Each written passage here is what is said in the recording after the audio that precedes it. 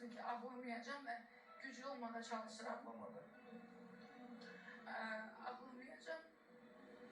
Çünkü inanıram ki her şey yaxşı olacak. Mən də inanıram. Ve bu hayat bir sınavdır. Beterin beteri var. Ona göre de ben Allah'ıma sonsuz şükürler ve teşekkür ederim. Yaşattığı her şey için. Demek ki bir bildiği var. Buradan sadece demek isterim. Çünkü bilirim ki izleyir. Seni çok seviyorum. Güçlü ol. Her şey çok yaxşı olacak. Çünkü biz Azerbaycan'da yaşayırıq, bu cür dövlətdə yaşayırıq.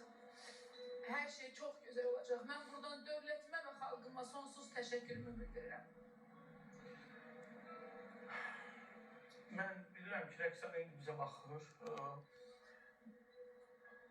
Həyat sınaqlarla doludur. Bu həyatda insan hər bir sınağa hazır olmalıdır və mən Aysun'a dəstək olmağım yalan deyərəm. Mən Aysun'a necə mənəvi dəstək olmuşam. Amma mən bu günləri nəyə pis oluram? Rəqsanənin bu meydanda olduğu vaxtı Rəqsanə haqqında danışa bilməyən insanlar nədənsə Rəqsanə olmayanda şir ürəyi yiyib danışmaq istədilər. Çox pis haldır. Bax, hətta Ülviyə Namazova belə o şeyləri unudub da kimisi bunu